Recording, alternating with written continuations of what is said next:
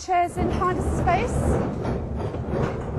Hilary Wade is a Year 6 teacher at Winterslow School in Wiltshire. This morning her class is about to take a maths test and she has an unusual way of getting them ready for it. Hand up. And a wiggle down again. Well done.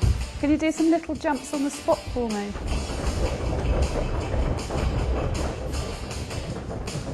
Well done. Hopping on one foot in a circle.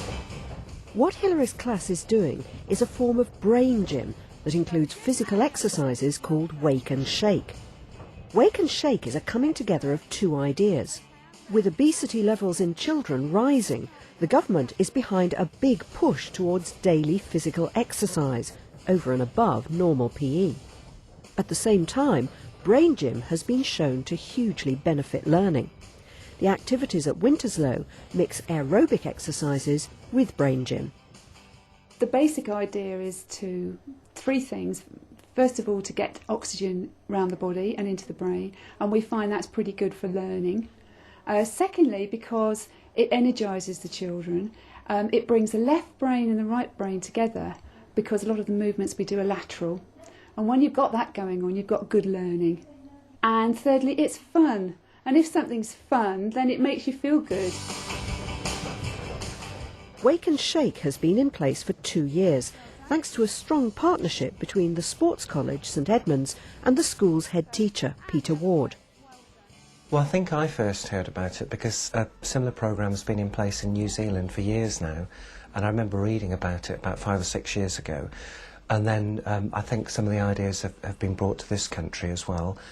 And at the same time as we started, St Edmunds were starting an initiative with local schools as well. And they were very keen to promote daily exercise and increase the amount of physical exercise for children. And so we came in the pilot study with St Edmunds. Peter worked closely with Geraint Jones at St Edmunds, a secondary school in Salisbury specialising in sport. We basically looked at a model in New Zealand which incorporated up to 20 minutes of physical activity before the start of the school day, every single day, for all the pupils. Had a look at their research and found that that had more of an effect on the pupils' health, well-being, weight, general concentration and behaviour in the class, more so than the structured physical education of team sports and football. This whole sort of 20 minutes of morning activity made more of a difference to more things in those pupils' lives. So we thought, oh, good idea, let's kick it off in Britain. Okay. We're going to start this tables test now. You up for it? Yeah, feel good? Yeah. We were then asked by numerous government bodies, Youth Sport Trust and sporting bodies, where's your quantitative data? You're telling us this works, how do you know? So we needed more research.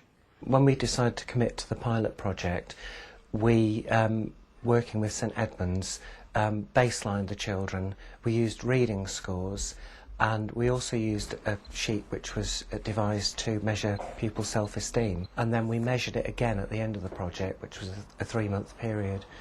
What it showed was significant improvement in reading, much more than we would have expected in that time period.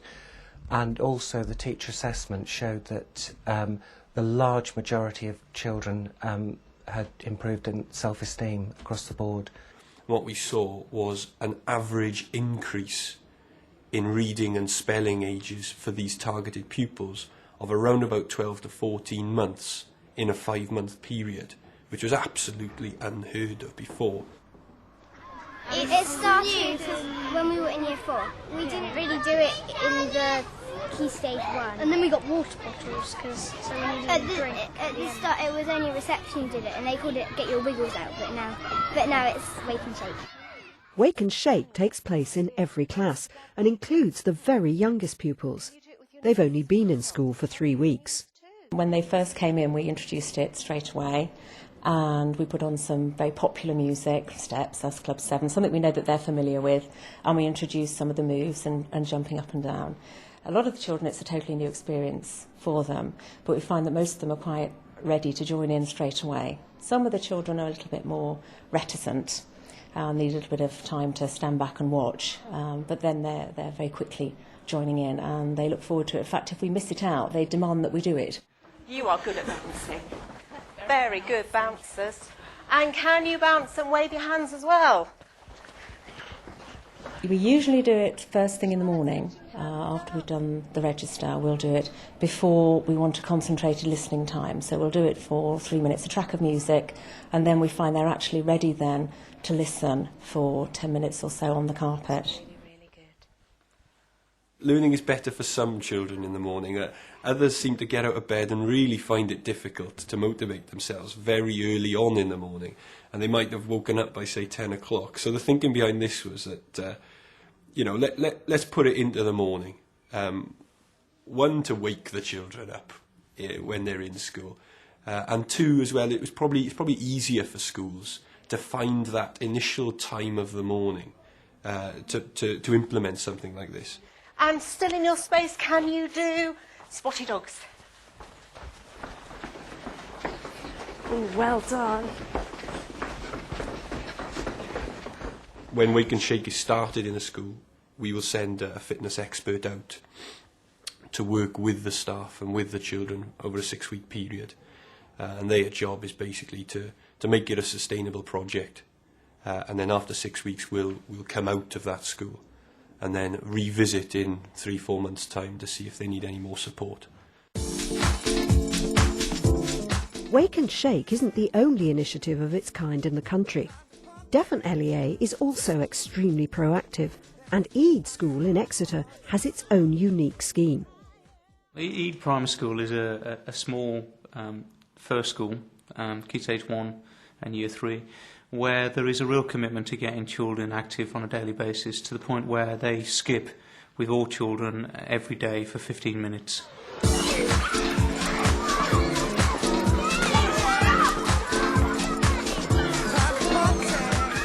We're a small village school on the edge of Exeter in Devon. We have only 55 children in the school, and we obviously have our own special little systems of doing things. Because we're so small, we're able to work in ways that it's harder to work in a bigger school. And one of the things that we are doing in Exeter, as well as in Eid, is something called accelerated learning, which actually involves children in developing whole brain learning. 10 minutes of daily exercise first thing in the morning plays a key part in developing Eid's strategy for whole brain learning. We started off by trying out a number of different activities each day. We tried some aerobics routines, we tried some jogging circuits around the field. We tried to do a different activity each day, but it was the skipping that the children really took to, and they actually asked if they could do skipping more often, and so it sort of grew from there.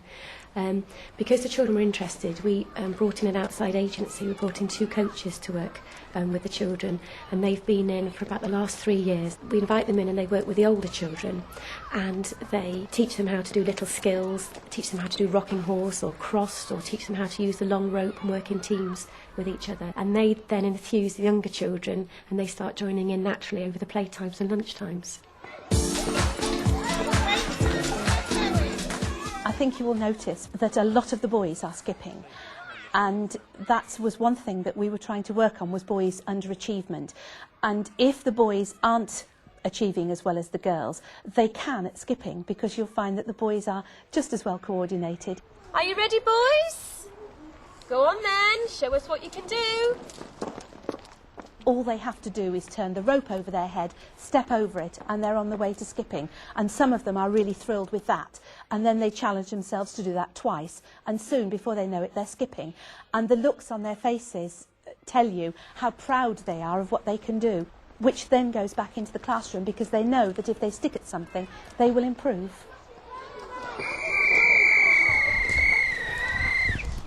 Well done, everybody.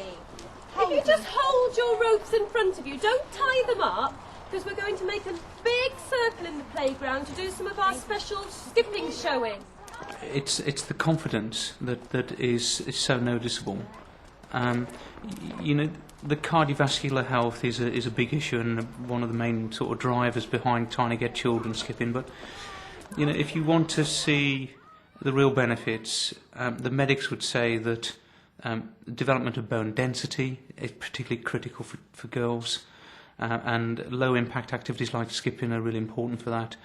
I know that all children at EAT skip, even the less able skippers, and they develop enormous self-confidence as a result. The staff expect all children to be able to do it, and that, you know, the expectation set is such an important part of developing that culture. From a class teacher's point of view, I've noticed that they're certainly more settled when they come into class after having done their skipping, because they sort of seem to have got rid of all of their sort of wriggles and jiggles and got rid of their energy. So they're more settled when they come in. But also it's improved a lot of their self-esteem and confidence, because children who perhaps struggle a little bit with some of the more academic things in the classroom really feel that they can do something physical, and they get a great sense of achievement out of what they've done. We've also found that the children have become a lot more creative, because the skipping coaches have taught them basic skills, but then the children take it away and start putting some of the skills together and making up their own patterns and routines. So we've really thought that it's helped their brains to become more creative in their work. Ede and Winterslow have found different ways to maximise learning and boost physical activity. But could these ideas be applied to any school? Many primary schools haven't got the facilities on paper to offer the physical education perhaps that they might like to. But Wake and Shake can take place in the classroom, any classroom. You don't need a lot of space for it. So I think any school, even if they haven't got the hall or other facilities, can actually offer it. And I feel that the 10 minutes, or roughly 10 minutes that children spend on Wake and Shake, I feel in the fact it energises them, it actually makes them more efficient in terms of the literacy and numeracy. And we all know that there is a positive relationship between exercise and brain power and concentration. And so therefore I feel that 10 minutes, not only is it enjoyed by all the pupils, but I think it's a huge investment in terms of their academic performance as well. And I think one of the important messages is that we want teachers to operate in the space which is available. Some activities won't work in very small spaces, but lots of them will. And give it a go. And if teachers do give it a go, just watch the children's progress in class and their concentration levels over a period of a month. And I'm absolutely certain that every teacher that tries it will be totally convinced of the sort of methods and the ideas. I was a bit sceptical to start with, but it really, really works. The minutes that you lose doing it, you certainly get back from concentration for the children. Well done. Now, when you go back... We all have to be active to survive. There must be a reason why that is, and why you feel better after doing some activity. And we did a little bit of research about serotonin levels in the brain increasing once you've been active for 20 minutes. Doctors now prescribing physical fitness rather than antidepressants, purely for this reason. So we just thought it made perfect sense. You know, we're human beings, we need to be active, otherwise we're not at our best. So sort of trying to put 2 and 2 together and coming up with 4. Yeah. When it helps you to listen, it gets all the oxygen to your brain. Yeah. Most people are very bored because teachers do go on a bit. But so it helps you, to listen.